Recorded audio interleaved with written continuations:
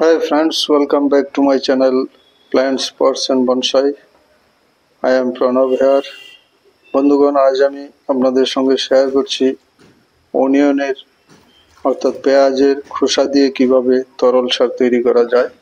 তো দেখুন, আমি একটি গামলার মধ্যে শুকনো লাল পেঁয়াজের খোসা কিছু পরিমাণ ভিজিয়ে রেখেছিলাম 48 ঘন্টা অর্থাৎ দুদিন পরে দেখুন এর তরলটা কেমন রং হয়েছে।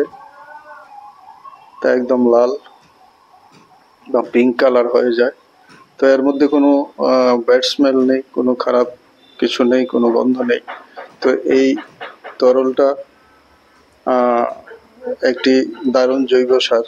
এতে রয়েছে প্রচুর পরিমাণে পটাশিয়াম, রয়েছে ক্যালসিয়াম এবং আয়রন। এর প্রচুর পটাশিয়ামের আধিক্যের কারণে এগুলি গাছের মধ্যে দিলে গাছ খুব শক্তিশালী হয় এবং বিশেষ করে যেসব গাছ ফ্লাওয়ারিং সিজনে আছে, ফ্লাওয়ারিং ফেজের মধ্যে আছে, যেসব গাছ ফুল দেবে সেই সব গাছে প্রচুর ফুল আসবে, ফল আসবে।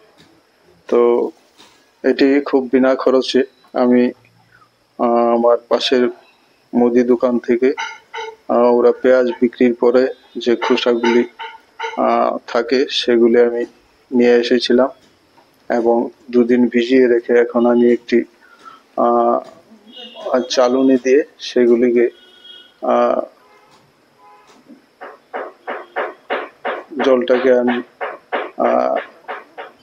নিষ্কাশিত করে নিচ্ছি। ছাঁকুনি দিয়ে আমি এটাকে ছেঁকে নিচ্ছি এবং একসঙ্গে যে পেঁয়াজের যে খোসাগুলি এই তরল থেকে সহজে আলাদা হয়ে যাবে। আমি একটি প্লাস্টিকের ছাঁকুনি দিয়ে সেই কাজটা করে নিচ্ছি। দেখুন কি সুন্দর পিঙ্ক কালারের হয়েছে। এর মধ্যে পটাশিয়ামের পরিমাণ বেশি থাকে। আপনারা জানেন, যারা বাগান এবং ফল ফুলের চাষ করেন, পটাশিয়ামের গুরুত্বপূর্ণ ভূমিকা রয়েছে।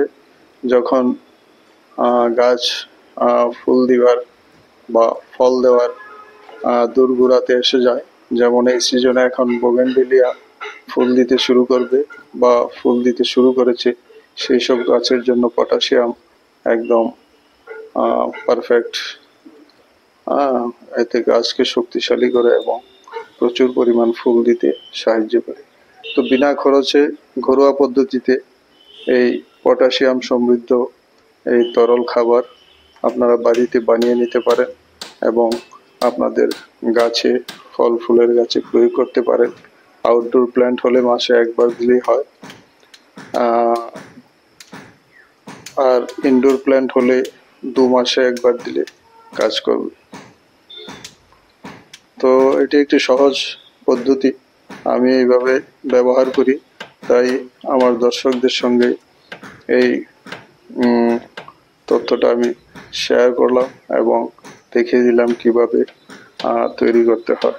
তো দেখুন, আমার প্রায় 10 লিটারের বাকেটের মধ্যে প্রায় 7-8 লিটার আমি তরল পেয়ে গেছি, লিকুইড তৈরি হয়ে গেছে। তো এর সঙ্গে আমি কিছু পরিমাণ জল মিলিয়ে নেব, তারপরে এটাকে ডাইলিউট করে এটাকে আমি গাছের মধ্যে ব্যবহার করব।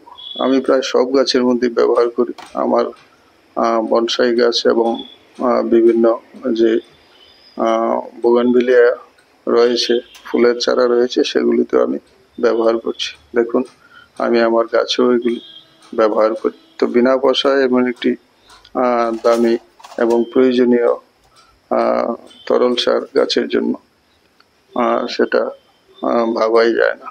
তো আমি দিয়ে দিচ্ছি আমার গাছগুলিতে। এই তরল সারটাকে আপনারা স্প্রে করেও ব্যবহার করতে পারেন, গাছের পাতাতে স্প্রেও করা যায়, স্প্রে করেও একে ব্যবহার করা যায়। তো আমি দিয়ে দিচ্ছি এক এক করে আমার সব গাছে। তো ভিডিওটি ভালো লাগলে লাইক করতে, শেয়ার এবং কমেন্টস করতে ভুলবেন না।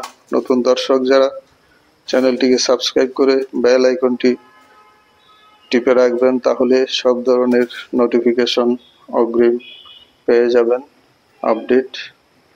তো এই ছিল আজকে আমার পেঁয়াজের খোসা থেকে তরল সার তৈরির ভিডিও আপনাদের সঙ্গে শেয়ার করলাম। আশা করি সবাই এটা নিখরচায় বাড়িতেই বানিয়ে নিতে পারবেন, এবং যারা রাসায়নিক সার ব্যবহার করতে চান না তাদের জন্য তো কথাই নেই। নমস্কার।